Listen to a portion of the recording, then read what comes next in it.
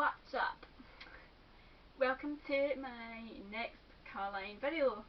I am so sorry that I didn't post this last week, but I had laryngitis and couldn't talk. This week you're getting two videos, one straight after the other. So I hope you enjoy them. So let's finish up Coraline before we move on to my next theory, will we? So first theory I've got isn't so much theory. It's the final part of Coraline, as I said. It's the grand timeline. Here we have it. So let's get started. Okay, sometime in late 1850s, the Grand Dame moves into the Pink Palace in Ashton, Oregon. This is when the city is being settled, and the first ever settlers have made this house for this amazing, important seamstress. Sometime later, about early 1860s, her son dies. Very sad. She is so distraught at losing her son, she goes wandering in her yard, her front yard, and she gets drawn to the well, whether by magic or she generally just doesn't want to live without her son. I'm not quite sure. But she falls down the well either way and lands in a pocket universe. She uses her own soul, her eyes, to create the magic. This is why she doesn't have eyes. A few years later, a new family move into the house. An African American family. I'm not quite sure how they managed to get that house in the 1800s, but oh well. We'll skip over that part, shall we? Her magic begins to run out, so she creates a child-friendly world, and she is the other mother towards this child, and she uses a little doorway portal in the child's bedroom to link into her world. And she wants the child to love her, so they'll stay and they'll have a plentiful soul that she can feed off of. She sends the key to live in the house so that he can get through the door. She almost traps him, but like Coraline, he realises the danger and manages to escape. I believe that he tells his parents, but they think that, he's a little boy, he's making it up, he wants attention,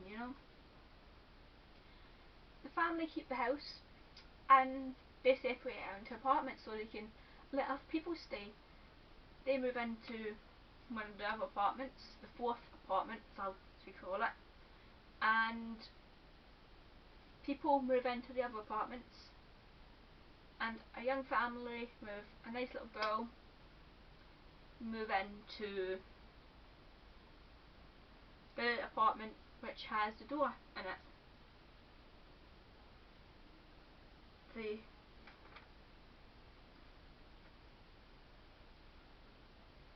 This is when she's taken, and then the other boy moves in, the boy ghost. Huckleberry Finn moves in and he's taken as well. Eventually the first victim goes up, has family, moves away from there because he does not want to be there. Then his parents die, so for some reason he moves back in to take care of it and takes his two young daughters with him. But he tells his daughters, don't you dare go near that little door. Very, very dangerous. Don't do it. Naughty. Unfortunately, kids, we never listen to our parents. So one of his daughters goes to the little door. She goes in and she's taken by the other mother. Now I do believe that the grandmother,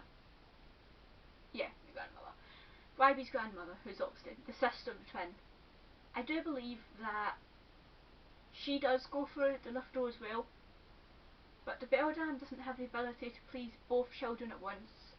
She can only please one child at a time, so the grandmother isn't as taken in by the world and doesn't return after her first visit. That's how she knows what's going on and why she won't rent to children and why she won't let YB near the house. She knows what's through there. Anyway.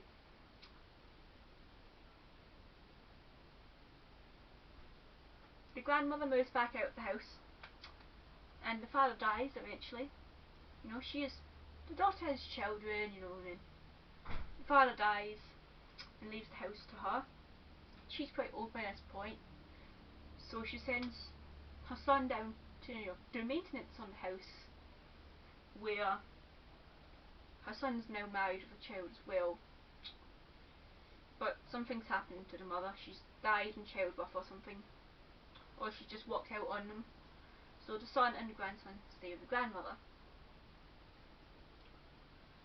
So the son goes down to check on the house and something happens to him. Whether he falls down the well or is lured in by the beldam as well. The grandmother is left to care for YB.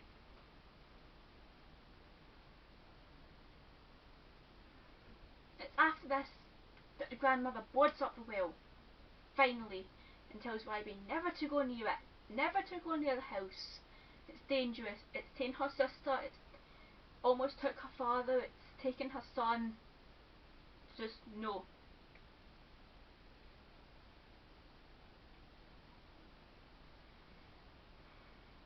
But fearing for YB's life, knowing he's at the age the other mother will want him, she is willing to sacrifice another child.